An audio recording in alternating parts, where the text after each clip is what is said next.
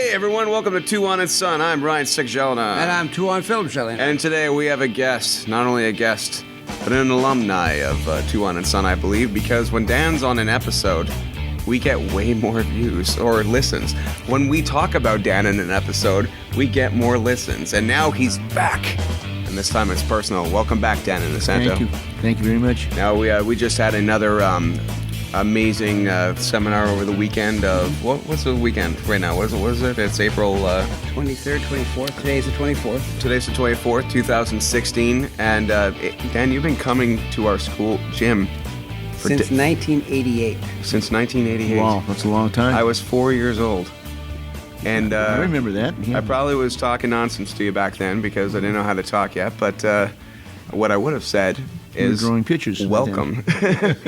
Can you recall, what was your favorite time of ever coming to Montreal? Like, I know the seminars probably all blend together, but there must be something about the city that kind of stands out to you. I like Montreal. I liked when you brought me in the snow, and I liked when there was less snow on the ground. But there was all the time. There's not one particular time I remember. I seem to enjoy it all. It's an interesting city to go to. You know, they speak English and French, and that alone it makes it very, very interesting and intriguing to a person maybe from California. Now, I was present at the seminar, which is not only... I usually show up at the end, give you a high five, and throw a ball of exploding gas on the ground and grappling hook out a window, mysteriously like a magician. But or a ninja. Or a ninja. But this year I was actually watching, and I happened to notice that you're, as always, companion Joel, and you have a very funny repertoire when you handle a seminar. You're kind of like a vaudeville act, actually. Like you dispense this information, but you're really funny. Everyone. You got people laughing. You got them in stitches.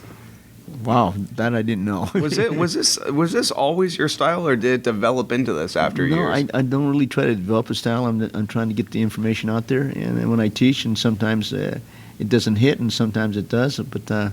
I'm always trying to find a better way to conduct a seminar, and you make a lot of mistakes when you're a teacher. That's what I know.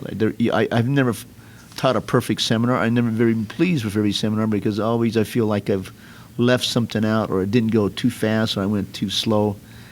And it's like playing a perfect game in basketball or football. You're going to make a mistake, and you make some good things and you make some bad things when you're teaching, and you try to eliminate the bad things and steer more of the good things so the students can learn. Well, that's kind of like how I handle myself in my life, is that I tend to make so many mistakes that when I get something right, I get standing ovations. So you and Joel, how long have you and Joel been together? I think it's not as training partners. As training partners, not like Bert and Ernie. Thank you for that. You guys remind me of Bert and Ernie. I can't remember, but I think it's close to 20 years. I think it's close to 20 years, but I can't really remember. Close to 20 years? Yeah, I think it's pretty close. He's been your pal for 20 years? Traveling for 16, been training with Guro for 20. Joel, how about you come and say this into a microphone like I was begging you to earlier? Here, say this one. I'm dreaming. Oh, sorry. What are we doing? What was the question? Traveling together for 16 years, and I've been training with Guro for 24 years. Now, what was Joel like when you first met him? Everybody develops, everybody makes mistakes, and so... He's damned with faint praise. I make a lot of mistakes still, and you miss a lot of things. It's never a perfect seminar, and I know that from what people have told me. I wish you would have done more of this or more or less of this, and I think it's cool that you're humble like this, Dan, but at the same time, like, I went around interviewing people, asking them what they thought of the seminar, and everyone I talked to had a blast, and they always seem to. There's people driving from Toronto, like, I know New Brunswick, or New Brunswick. Like, I know you live in the States, and Canada's probably like one cold island or something, but New Brunswick is not exactly down the street. Yeah, that is a distance, right? It is a distance. There's an accent difference. That's how far away it is. Well, one of the things I've noticed over the years, of course, is that, going back to what you said about how you change and how you're not really happy with the seminars, And one of the things that used to really perturb me is because from sometimes I would go to a seminar and I'd see the progression and, well, what have I done? I've done something wrong. This isn't the progression I remember. My gosh, what have I done? And then I spoke to Joel, and he said, oh, no, Guro Dan, he sometimes doesn't like the stuff that he does, and so he changes it. And it was like an epiphany, like, you mean it's not written in stone somewhere that this is the progression and it has to stay that way forevermore? And it was quite a nice eye-opening thing to be able to see that. And then you think to yourself, you mean I could do any of these things I want because Guro Dan just put them down for himself to remember them, not necessarily because that's the style or that's the system that you have to remember. Yeah. I think for me that's a good format because one thing I remember, there was a certain order that I would teach the disarms and double stick disarm, and Joel would always do number 2 when I wanted him to do number 1. So that number 2 became number 1 because he'd start doing number 1. So I just changed the order, and that's what Joel taught me, that the order really isn't important. So I think that's, as long as they know that there's a 1 or 2 and 3 and 4, and then the order you can change many, many times. I think. Dad's laughing because Joel's laughing.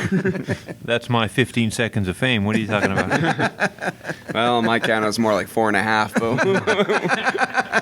but you can pop in a couple of more times. Recently, 2016 has been, unfortunately, like the year of celebrity death. Like, there's been so many unfortunate, both musical and entertainment figures who aren't with us anymore. Who were your heroes when you were younger? Like whether if it's athletic, musical, actors, like who did you look up to?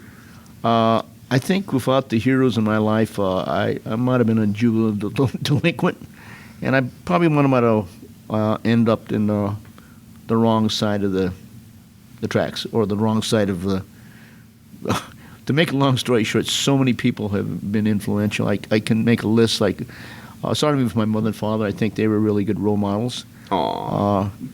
I think... you do a great impression of your dad, by the way. Yeah. I got during the seminar. That was another great part. Please continue. I think all my coaches were inspirational, from my football coach to my track and field coach. And even up to my basketball court. That wasn't my sport, basketball, but I got to sit on the bench, which was fun to me. And for a short guy like me to play basketball, I think it was fun. You were the heart of the team, like Rudy. Sort of like Rudy. I would get into the game when there's when we were ahead by 20 points, get to dribble the ball around. But I think one person that was very influential was a person who was African American, and he was half Cherokee. And Trapper Sims, he was like 6'3", ran under Peyton Jordan in track and field. And all the way through high school and junior high school to college, when I come back, he would coach me in track and field, So I owe a lot to him. He was very inspirational to me.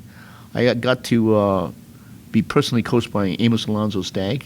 At that time, Amos Alonzo Stagg was the most winningest coach in college football. That's why he's called, the grandfather of football, the father of football. And this guy invented the huddle. This guy invented the numbers on the jersey. He invented the quick. Really? Oh yeah, this guy was some. Newt Rothke says that everything in football is Stagg. And Stagg was, the backfill in motion, the switch.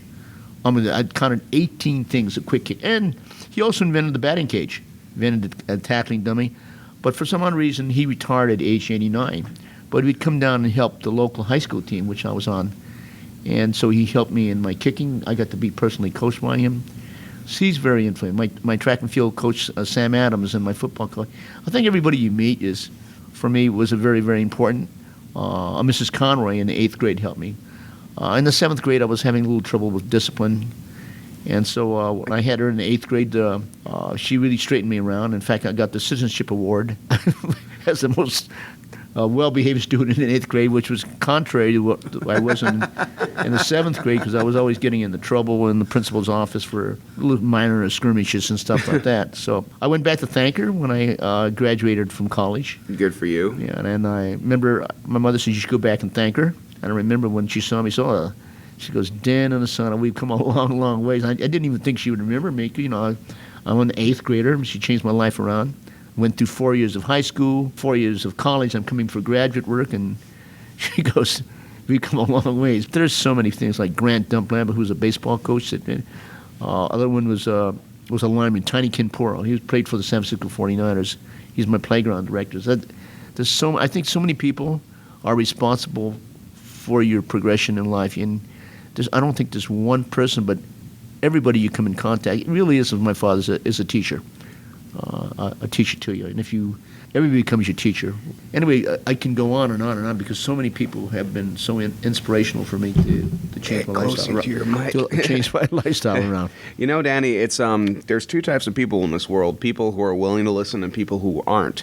Now, you being a teacher yourself after all these years, it's great that you actually embrace the idea that people you come into contact can have an effect on you. You seem to be the most natural teacher I've ever seen because you are so, at a moment's notice, willing to share knowledge. Like, I think there's two types of people. People who get knowledge and brag about it, or people who can't wait to use the knowledge. Now, what is your favorite part of a seminar? Is it the fact that you're giving education to new people? You know, I think the Greek philosopher was correct. He said the best way to learn is to teach, because when you teach others, you teach yourself. Socrates, or Socrates, as the Greeks say, had that saying that teaching is the highest form of learning. So when I teach others, I'm learning too, because I make the mistakes, and I can see when it's going to be applicable and possibly when it's not going to be applicable. The best way to learn it is to teach, because you understand the strengths and weaknesses of that particular technique or progression that you're doing. It's not for everybody, because I think what works for one person as a teacher may not work for another person. And so because our personalities are different. Well, you're definitely not just phoning it in, and that's fantastic. All right, I was glancing around YouTube yesterday because I'm obsessed with a Marvel Netflix show called Daredevil, which really is a show that shows not only a massive amount of fighting, but also is kind of a callback to more 1960s and 1970s kung fu movies where there's actual wide shots and not just 50 shots cut together fast of editing. And an actor in this show who plays Daredevil's, master, sensei, whatever you would like to call it, the character's name is Stick, and he is also Daredevil. In case you don't know, Danny, I'm not sure if you follow this kind of stuff, but Daredevil is a blind superhero who has extra senses and as a result can see but like a radar. Wow. And his teacher is also a similar type of thing, and his teacher's name's Stick. This teacher's name is actor Scott Glenn, and in an interview, he name-dropped the Dan Inosanto Academy. Wow. Yeah. That's very in which nice I one. jumped off the couch and started screaming like a girl, so, I'm like, I know him!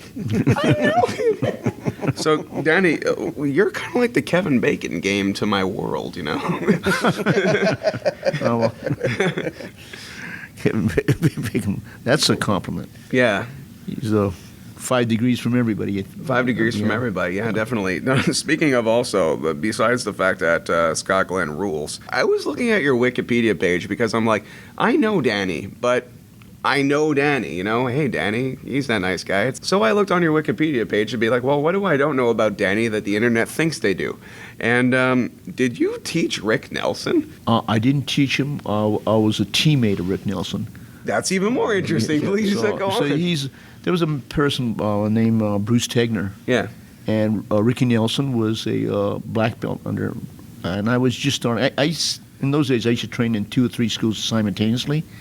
And Bruce Tegner won. Although in the karate world, many people didn't think he was good, but I thought he was really good. I've watched him go against a 5th degree, but they said, well, he doesn't move like a good karate man because he was really boxe français savant doing karate, so he got a degree in that particular style of Japanese style. So I liked him. Okay. A lot of other martial artists thought that he's really straight Hollywood, but he was the one that taught Ricky Nelson, and I met Ricky Nelson through Bruce Tegner because we were both black belts under Bruce Tegner.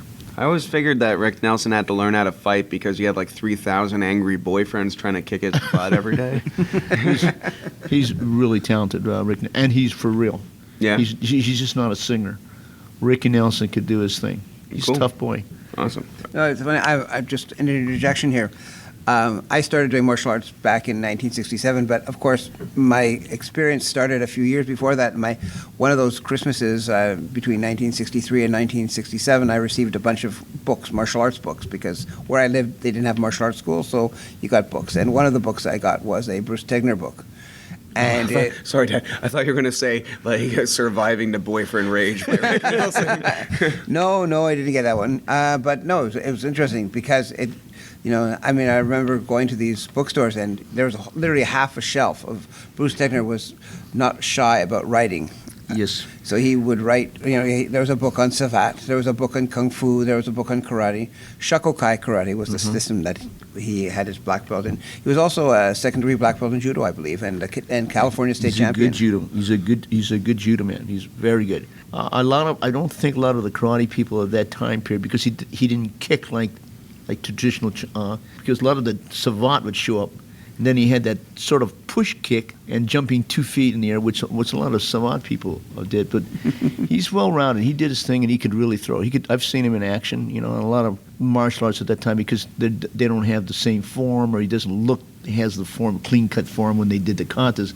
They tend to judge him on that. But I thought Bruce Tegner really was good, way ahead of his time, always learning and always changing. So I think, and still made the American public aware of Asian martial arts and other martial arts. So I think he was for real. I enjoyed it, although sometimes many people didn't think he had a good reputation. I did. And I've watched guys, and I said, because he had a lot of visitors, so you got to spar with different people from different styles, and that's what I liked about going to Bruce Tegner at the time period. All right. Well, like I said before, I was interviewing some nice folks who came down to the seminar, some from far, some from near, some from far, some from wherever they are. They believe their heart would go on to ask these questions. It's very poetic, Ryan. Well, they're Celine Dion lyrics. Like, if you saw Titanic, you'd understand. I'm sorry I missed that one. Is that a movie? Oh, this interview's going down with that ship. All right. This guy, Desmond, he asked, how do you keep motivated and keep learning and striving?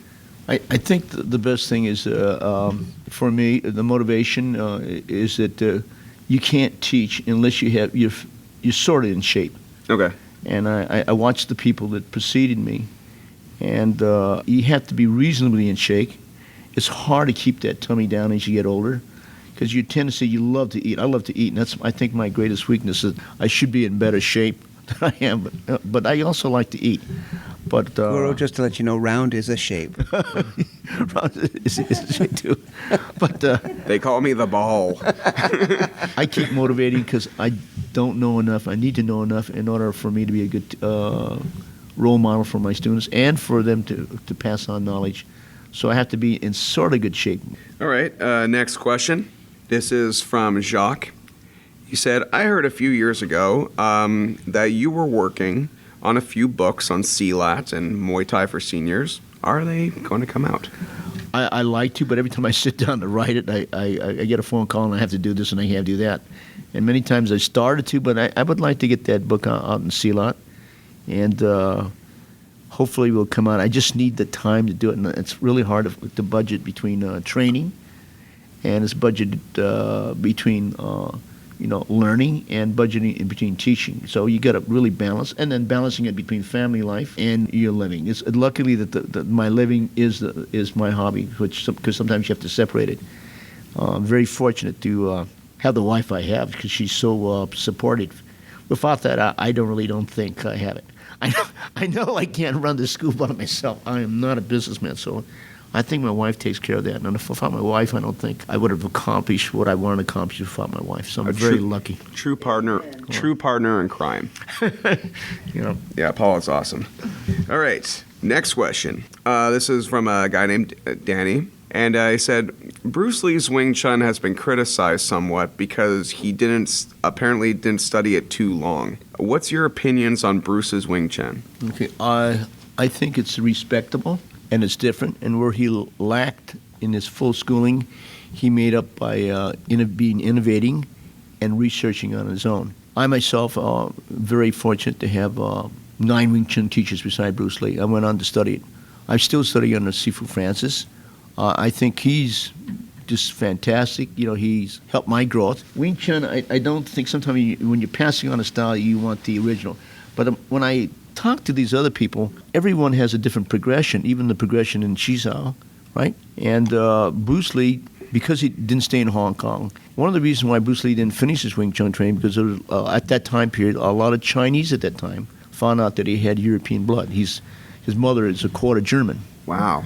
And so they told Yip Man then, and they were pressuring Yip Man at that time because he was not pure Chinese, not to give him the complete system. So he was very intelligent, Yip Man. He said, so he got William Chung, and he got Wang Sheng Liang. He says, you take him on the side. So Wang Sheng Liang and William Chung became the teachers for Bruce Lee. There's a thing of knowing the system completely, but then you can not have the essence of the system. And then there are people that don't know the complete system, but have the essence. I think it's good from my observation, right, from training with the other Wing Chun teachers, that I think he's way ahead. What he lacked in the completeness of the curriculum, he made up through research. Bruce Lee could blend Choi Li Fat, praying mantis, both northern and southern, into a system. That's because he came to the period. He could understand the Tai Chi. He trained with white eyebrow style, lost track school, and all these different kung fu systems. Most people cannot blend Choi Li Fat and Wing Chun because they're great rivals. You cannot blend praying mantis and Wing Chun because they're rivals. And Bruce was smart enough to study with different friends and incorporate what he thought was important. And then the adding on and the taking off, and the adding on was always continuous in Bruce's life. But it's maybe a traditional Wing Chun. I'd have to maybe agree he didn't finish Wing Chun, but he definitely made it up through research. It's just like say, well, you only ran high school track. You didn't really run college track because you couldn't finish school. But you can go on your own and discover a lot about distance running just by experimentation. And if you experiment, you have enough people, you come up with the same basic truths. And I think that's the route that Bruce Lee took in Wing Chun.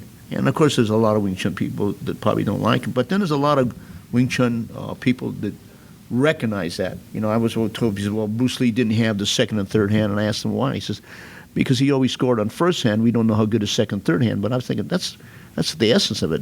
If you can score on first hand, you don't need the second and third motion. But I think he's good. I've been able to train with Hawkins Chung. I think he's a great Wing Chun teacher. I trained with William Chung for a while anytime he was in the United States. I think he's a great teacher. I think Benny Liao is a great teacher. I trained with the person in Hong Kong, and I thought he was a great teacher. So all these are great teachers, but I thought Bruce Lee was something special. You could see he shortened the method, but I would have to agree that he didn't finish the system, but definitely had the elements that were in. Like he never finished a dummy. He was up to 1 to 5 and 1 to 6. But then when I saw 6, 7, 8, 9, and 10, he had the techniques of 6, 7, 8, 9, 10, but he didn't have it in the dummy. So I think that's the genius of it. He researched on his own and made things work for him, Just since we're on the topic of Bruce Lee, my friend Safa, she was kind of arguing with somebody because somebody said to her, well, Bruce Lee can't fight. I mean, he knew the stuff and he taught the stuff, but how do we know he actually could fight? Have you ever seen him in competition or in a backyard argument that would settle this argument of hers? I've seen that many times, but he doesn't brag about it. He never brags about the thing, and I've seen them in conflict with other Chinese martial arts, not mentioning any names now because I don't think that's a time and place to run down any one person. But the ease in which he could play with most people, he could do it. I have to disagree that he has never been in a fight. He, as a Chinese, there are 15 high schools in Hong Kong, and he won the championship in the senior year against a guy who had won it 3 years previously. So he could box, definitely, and he loved Western boxing. And he's been in so many different type of skirmishes. I've seen one time when some people were going to try to put him on his rear end, but he would just so controlling that they realize he's completely outclassed. His timing is superb. His speed is important, and he could really hurt you, right? Because he didn't enter a tournament, it's like saying, well, here's a beautiful girl, but she's not really beautiful because she's never entered a beauty contest. Therefore, she can't be beautiful. So that's how they base, because you never entered a tournament. Because he always thought the karate tournament today was a game of tag. It's point karate. You kick above the waist, with when he was challenged in Seattle by the high level karate person, right? It finished in 10 or 15 seconds. It was a very short time. So I've watched him play with literally people. I've seen people come here to try to put him down, and when it came down to it, it was the reverse. He just literally played with people, and I think he's the real McCoy. So I'd have to disagree with those people that said he can't fight. He can't fight. Probably you might say he can't act, but I think he was a good actor too. But his fighting was much better than his acting. I'm not a judge of acting, but I definitely don't think of him as an actor as I think of him as a martial artist and a person that could do his thing. Well, I wasn't sure about his acting for years until the DVDs came out where I could hear the original soundtrack, because for years I thought Bruce Lee talked kind of like a cowboy. He's like, "Hey, you," and his friend would go, "Don't mess with him. He knows Chinese boxing." So with the dubbing, and I've seen you get dubbed in a Game of Death. Oh yeah, which was me. That must have been a really fun time to be in a movie like that. Yeah, I enjoyed it. That wasn't my plan to be it, but it's a good learning experience to do it once or twice, I think. Yeah, you were mentioning that you were working in a high school at the time and actually got fired. Right. Were you fired over being in a movie? No, I was working in a high school. Yeah. And junior high school at Malaga Cove Intermediate School, 6th, 7th, and 8th grade, and I taught driver ed at PV High School at the time. Yeah. So I asked my principal, says my instructor in Hong Kong needs me to help him in a movie. So can you give me, he says, about 4 weeks off before school closes, because I really want to do this for my instructor in Hong Kong. And my principal, Mr. Watson, was so nice. He goes, "All right, I'll let you do it." So he let me go, and 4 weeks before school closed, I got to go to Hong Kong to help Bruce Lee in the Game of Death, which was never completed. Mm-hmm. But they finished it anyway. Yeah, but they finished it. Yeah, it wasn't the way he wanted it, but still, yeah, it was finished. These days, it would have been finished with like a green screen and Andy Serkis doing a bad impression. But was Bruce Lee Bruce Lee by then? Like, could you throw that name around and like your employer would be like, "Oh, him," or did he become that after the fact? I think Bruce Lee. When I first met him, to be very honest. I didn't know if I would like him because he seemed a little bit more cocky and arrogant. And then I realized as I started to study with him that cockiness was the impatient to educate the world that point karate, was not the answer. Point karate never kicked below the waist. It's control punching, although a lot of people were hurt in it, but it wasn't the game, and he was trying to tell me that. He says, "I'd rather see you just go into straight boxing than point karate," So his whole format and idea was on re-educating, and that's where that cockiness came out. I remember one time when he was arguing with the Tai Chi guy, but the Tai Chi guy didn't fully understand, and so he just walking away from Bruce Lee from the talking part, but because it was impatient to educate the public. Remember, there was no mixed martial art yet. Yeah. And his stuff was pretty close to mixed martial art.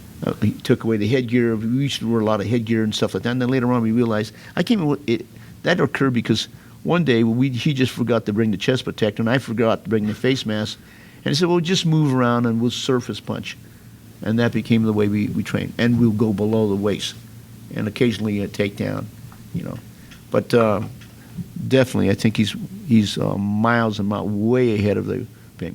If you take the finger glove, that idea is from Bruce Lee. Wow. Nobody trained with focus glove during that generation. If they say they were lying.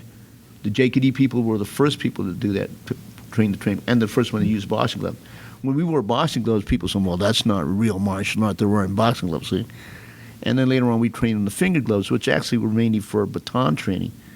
So Bruce Lee, in many ways, was so way ahead of the game. He used equipment when people used to go up and down the floor. He revolutionized the thinking of that time period. And I think that's what was good about Bruce Lee. There was constant growth. He changed the curriculum constantly until he thought was ideal, and then he would change it again. Sounds like somebody I know. Yeah.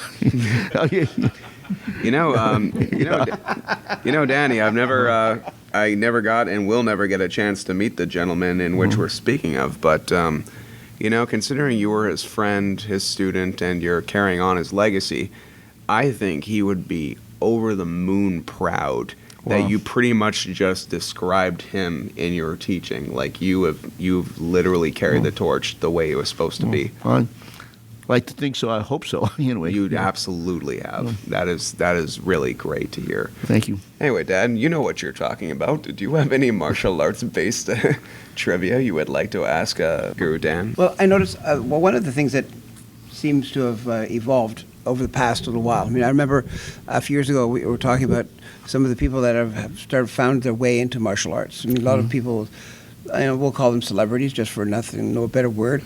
But people who are better known, who have lives in music and in film and other entertainment venues, they seem to be flocking towards martial arts now as an exercise medium, because before this point, people they'd train a little bit here and there, but they really wouldn't be training very hard in that stuff. Who are the more notable people that you've been working out with lately? There are three well-known actors, but my wife doesn't want me to Okay. talk about them because she says that we didn't sign something, but we agreed that we would not mention. They're very well-known. Okay, but you are people of integrity. That's Yeah. understandable. Yeah. But the people who never mention it would be like many actors and actresses have used which use the word kickboxing or something like kickboxing to get in shape. This is one of the best ways to get in shape.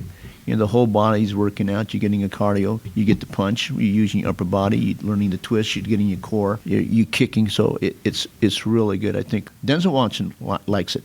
If I could throw names right, I don't think he would mind me saying that. Denzel, because he already announced that he trained in Cali, I feel okay to say his name. Yeah. Because a lot of those guys, they don't want to be a celebrity. Like a lot of good people are actors and have trained at the school, and they don't want any notoriety, so I don't mention their name. I haven't really taught. Jeff Amana is constantly teaching actors and actresses, and the arts are right there. I think Kali is a really good art for stunt work and for getting in shape.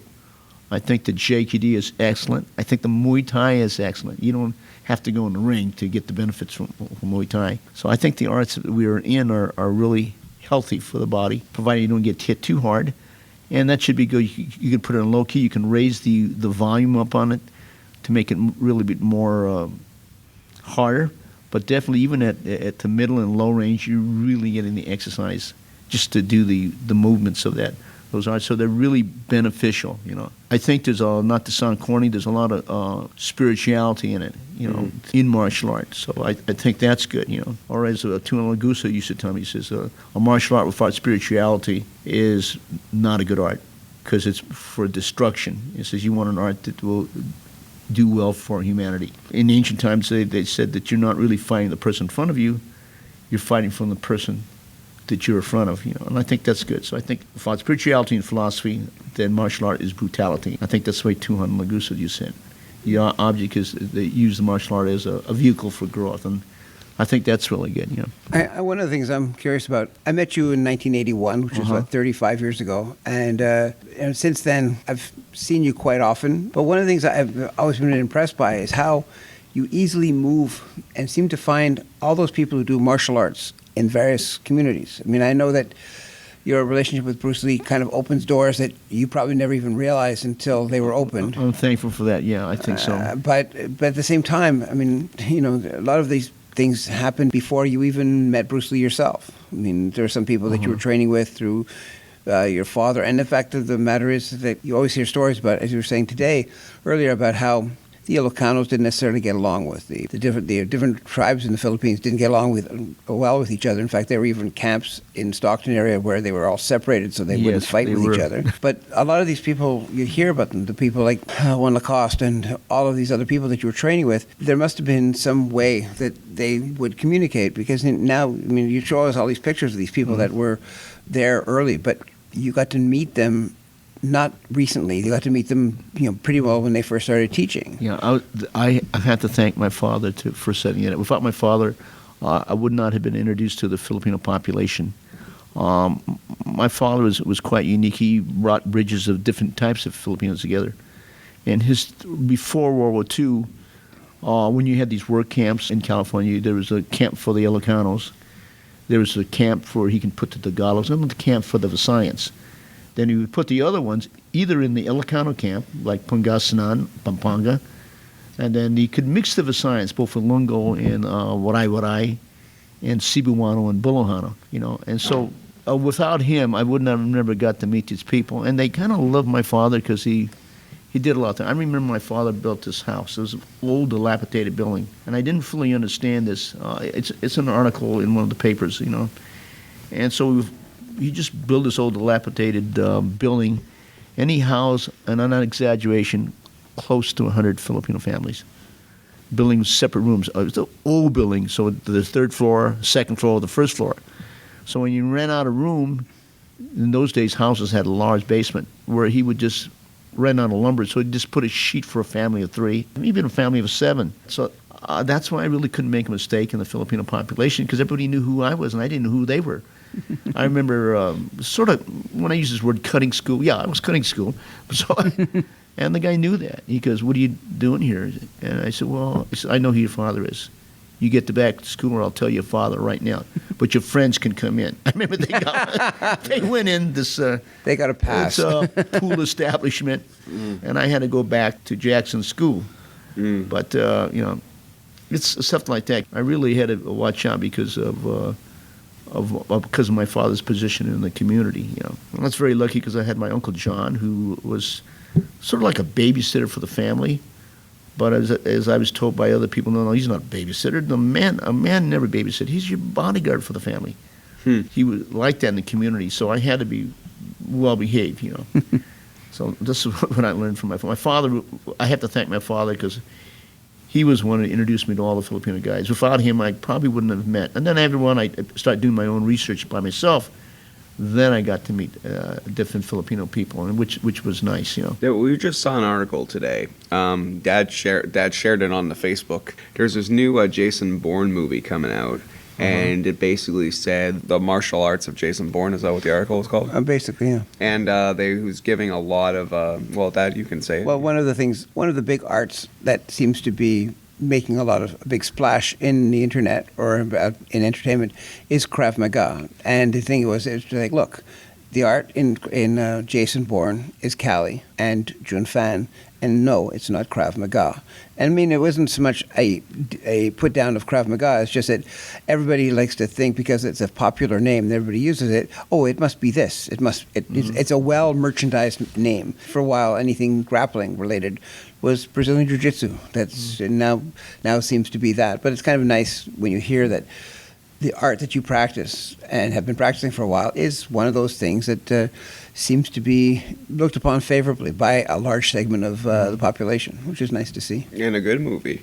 So what do you do, even though this has nothing to do with what I just said, but you and Joel, when you're on your adventures across this world of ours, what do you guys do to entertain yourselves on the plane? Like, you have an iPad, I'm assuming. I think Joel has an iPad, and he brings his guitar in a lot of the seminars lately. I guess the last 2 years he brings it, so he gets to play. Okay. I use my time with my iPad to catch up on a lot of work and try to answer. My wife answers 90% of the email. I answer 1%. Yeah. That seems to keep me busy, that 1%. And then she has to correct my 1% that I do to make sure I didn't say anything not accurate. So I'm like I said, I cannot do this martial art without my wife. She and people think I do it all, but I don't. She takes the brunt of my work off the load, and without that, I really can't continue. She makes it available so I can learn. So without that, but in the free time we have, I'm trying to catch up on my research on different martial arts. Different histories of different countries, I think, and then that's what I do, and then once in a while, Paula got me Netflix and HBO, so sometimes when I go on a seminar, I get 1 day or possibly 2 days to watch that on my own iPad. I'm assuming something historical, but what would you watch on Netflix? I watch everything. I watch documentaries because I think the documentary is good, and then I watch movies too. You need once I watch a romantic picture, and then you want to watch an adventure, and then you want to have a comedy. So I think to be balanced, it's good to watch a variety of different things. Unbelievable of the material that's out there that you can get on your iPad. You know. Joel, what do you watch on your iPad on the long planes rides? Video games. You play video games? Video games, movies. Yeah. Some instructional things on guitar playing. Try to figure out stuff. I can't play along with it though. I just have to listen and think it. Alrighty. Wow, you guys are learners. You guys make me feel really bad because the only thing I learn is what Captain America did in this movie, you know? All right, Dad. Do you have anything else to add? No, I'm just sort of basking in the glow, you know? You know what? Everybody's got like this end of seminar weekend, relax. We went to dinner and everyone's all relaxed and feeling good. To make the interview go full circle, you're definitely a teacher, but you're also, a very passionate learner. Mm-hmm. You love history. I actually learned a lot myself by listening to the historical facts you would talk about before showing a movement and stuff like that. You have this smile on your face when you get to talk about historical facts. Has it always been like that? You said you used to be a driving instructor and a PE teacher, but did you ever teach history? Yes, English was at the 6th grade level, though. At the 6th grade level? 6th grade level. You saw the 7th graders, you're like, I know you're a badasses now, guys, but after my class, by 8th grade you'll be good kids. Yeah, that's a fun job. I taught English social studies at the 6th grade level, and I'd maybe teach 1 or 2 periods of that, and then I would get to teach maybe 3 periods of boys' physical education or girls' physical education, because I taught girls' PE classes also. And then if it was track and field season, I got to coach track, and if it was cross country, I got to coach cross country. Coach girls volleyball at that time, and then if I wasn't coaching, then I would do the driver ed at PV High School or at Rolling Hills High School at that time as a driver ed teacher, and I did that for pretty close to 20 years at the Palos Verdes School District. Mm-hmm. So most of that time was half the driver ed training too. In the last 10 years of it, good experience in driver ed. And the fact that you lived through it. I mean, not lived through it, but when you teach people at the high school level, you could have an adventure. I could write a book on driver ed training. Actually, it's very funny because there's an awful lot of things I remember in some of the seminars where you would use analogies from driver ed of, well, how do you hold a stick? Well, there's many ways of holding a stick. Just like driver's education, where sometimes you hold your hand at 2 o'clock and 10 o'clock, and sometimes it's 3 o'clock and 9 o'clock, and you're going, wow, it's like you just don't expect to hear that kind of analogy, which actually makes me wonder, how did you begin to teach seminars? Because I know that you were a martial arts student for a long time, but it probably took a while before there were a lot of people, like you were an instructor under Ed Parker, and he's the one who introduced you through that situation to Bruce Lee. But there must have been a time when all of a sudden you started getting more people asking you, gosh, Dan Inosanto, would you come to my town to teach a seminar here? And I mean, I know that when people asked me the very first time, it was like, come on, where are the cameras? No jokes, it's not funny. So I know that sometimes it takes a while to think that somebody's actually serious about that. But what is it that made you start to think, okay, I'm going to go teach a seminar at this person's place? Larry Artzel was the first one that taught me to teach. And I was very interested because he says, I want you to go. He says, come down here to North Carolina. This is right after he had this tour in Nam. And he says, why don't you teach the JKD? And why don't you teach the Kali, or the Filipino martial arts? So that's how I started. And then when people went to that seminar, they asked me to go to different states, and that's how it built up. At that time, I didn't want to teach really the JKD, so I taught more Kali. And as I got interested, and then I got interested in Muay Thai, and then I got interested in Silat. And it all came sort of at once. And then I started doing the Kali thing first, and the Eskrima and the Arnés.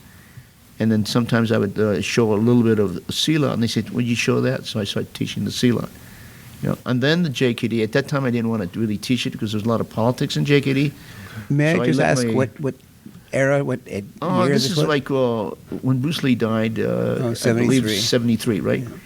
And I didn't. They started asking me to do things in the JKD. I didn't really want to do it, but there were so many people teaching it incorrect, and they were trying at that time period, trying to pass off karate, straight karate, as JKD. And a couple of my students said, you should correct that, Sifunan. So that's how it started, because we wanted to correct it. There were people giving belts in JKD at that time.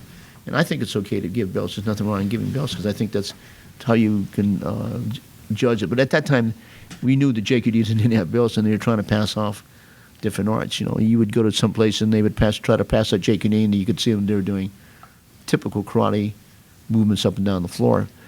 So I was told by many different people, you should correct that. So we did that to correct. I preferred my students to go teach the JKD, and I would teach more of the Filipino martial arts and the Silat martial art, which is Indonesian and Malaysian and Filipino. So I started teaching that, and I got into shoot wrestling. I thought I'd show a little bit of that because I think that was good to have. After that, I started teaching any art I started to study. If I thought it'd be nice to share that part and pass it on, and that's how I started teaching the other arts. And then, as I found out later on, that there was a demand for it. Mm-hmm. So, but I was a full-time school teacher, and that's again, my wife was the one that saved me because when you have 56 people not paying, you really can't run a school. But I didn't care at that. Oh boy! And I thought it was just me. Getting a little close to home there, Dan. I think if without my wife, I would have let that go on. But I didn't really care because I made my living as a school teacher. Therefore, anything I made in the martial art was just spending money and to buy martial art equipment. The martial arts schools at those times didn't have focus gloves. They didn't have kicking shield. They had no equipment. It was just a blank room, which they march up and down the floor doing these karate moves or kung fu move. But the way we taught the JKD, incorporation of focus glove training, incorporation of heavy bag training, incorporation of speed bag training, using boxing gloves. And when we used boxing gloves at that time, people laughed. They said, martial artists don't use boxing gloves because, remember, there was not even full contact karate yet. And then with that advent, that changed the complexion. People started to buy equipment. But JKD, you had to have some equipment. That's the interest of why I started teaching it, because I think it's to educate different people, and then in the process of trying to educate people, I in turn got educated by their background in martial art, and so it's kind of a two-way street. You're constantly learning; they're constantly learning, and I think everybody grows together. I think it's kind of like poetically beautiful that and somewhat unfortunate that it came to this, but that your students were being like, hey, they're kind of screwing up JKD, you got to correct this. like an avenging fighting spirit. I think like anything else, your students can come from you, but definitely they will not have the same mind as you, because the thoughts are going to be different. Therefore, if you understand that, no two teachers are going to be teach alike, and no two students are going to be the same. And in their mind, they're doing the correct thing. So they want sometimes in the happier days when it was just play. A lot of my students were straight JKD people and did not want me even to go into Filipino martial arts because they didn't see the benefit of it at that time. And then later on, they saw the benefit of learning.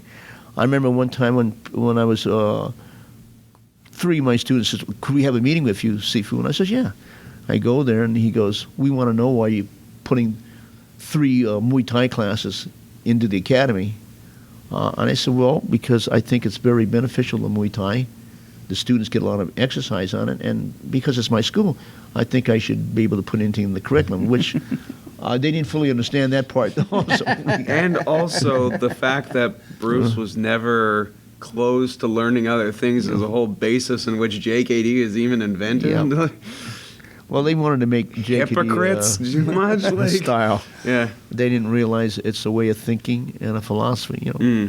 It literally means what it is: using no way as way, and having no limitation is limitation.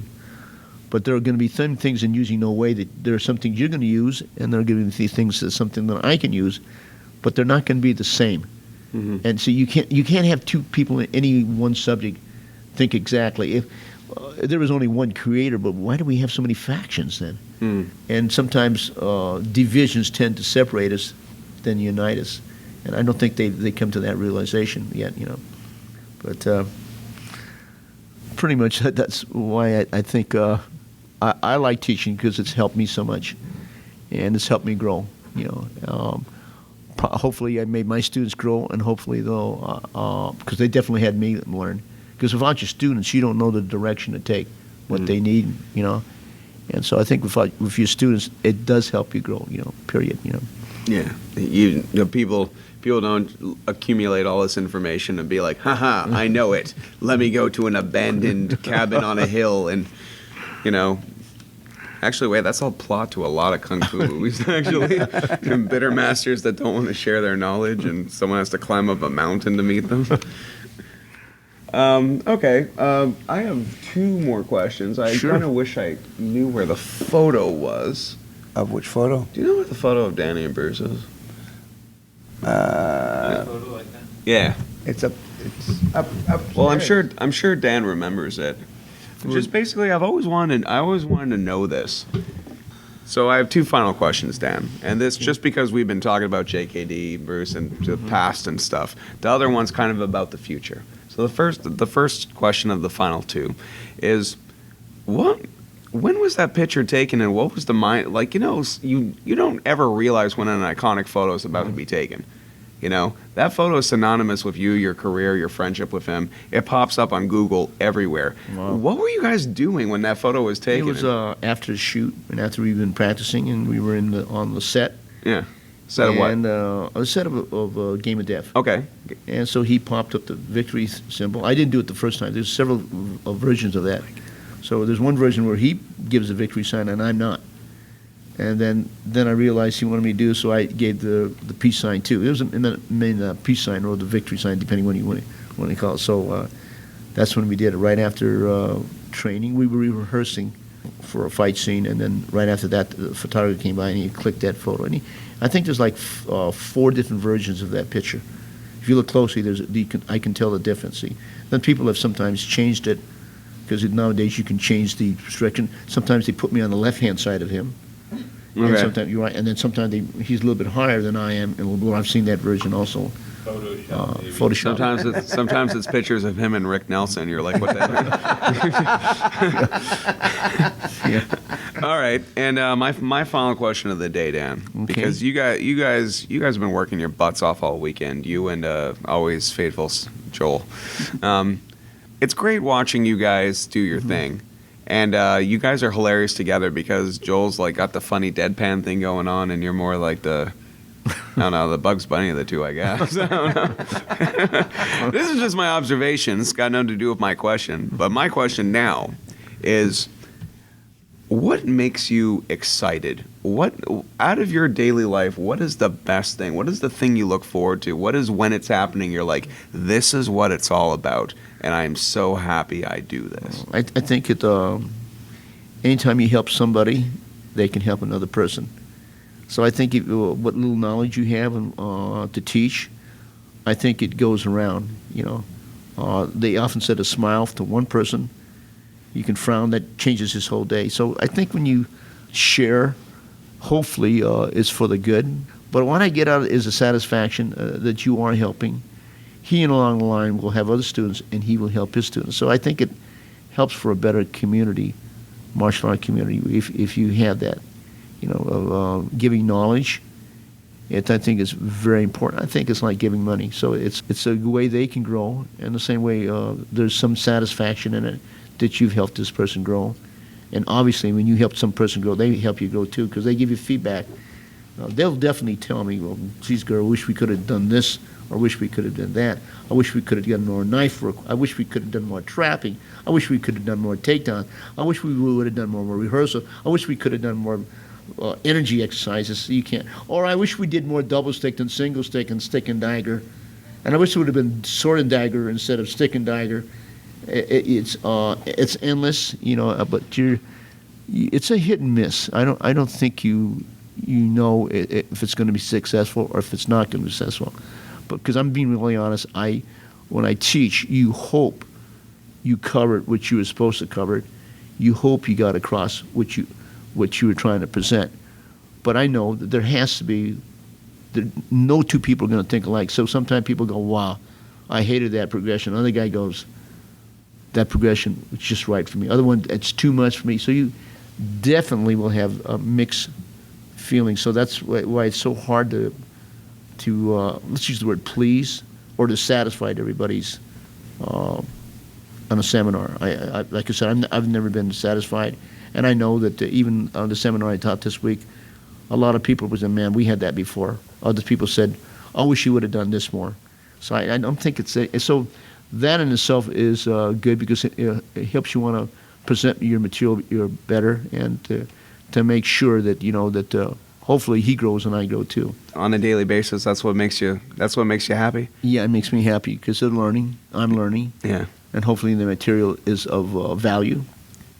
And so I like it. And You know what really makes Guro happy every seminar is to get to beat me up. That's really what makes him happy. live on the scene with tall Joel. yeah, I saw you beating up Joel before. It was that made me happy. Well, the demonstration. I think the demonstration is a showcase. It's not going to be like that in combat. It's to showcase the technique. Yeah, that's how you have to demonstrate it. You know, it's a dance, yeah. or else you can't show what you're trying to show. He can counter. Anybody can counter, but when you're trying to show the material, you have to show it under ideal conditions.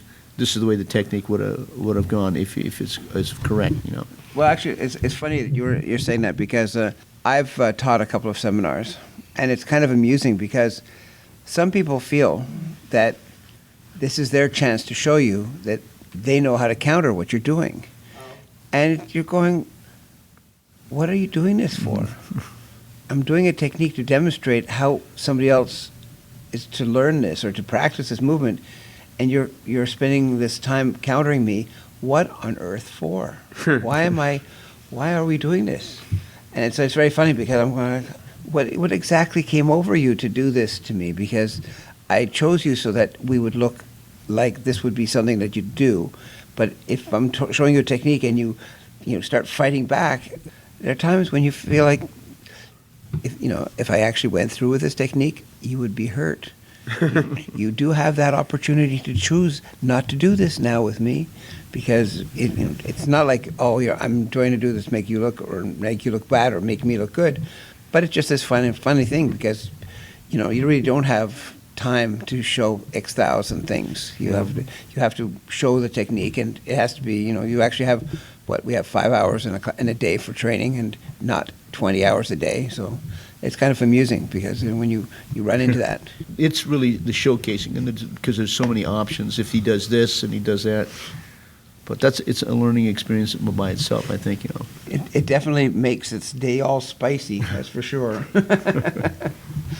Dan, thank you so much for coming by. Thank you, Ryan. Thank you. We really appreciate you coming. We appreciate Joel pacing back and forth. We really appreciate that too. we adding his 2 cents. In fact, you have about 3 seconds of fame left if you want to throw anything out there, Hendrix. I don't know. Yeah. Called me out, I'm not saying it. Now you know how to get me to shut up. Well, it's been a great time. I think I've learned a lot. My only final thought is that I hope there are extraterrestrials out there, and I hope they have a fighting system that you get to learn. Me too. I'd like to see and somehow gel it into what you do. All right, Danny. Right. Well, thank you very much for stopping by. I'm Ryan Stick-Gelina. And I'm Philip Tuhon And Son At Gamma Academy. in Montreal. 1117 St. Catherine Street West, number 222, floor 2.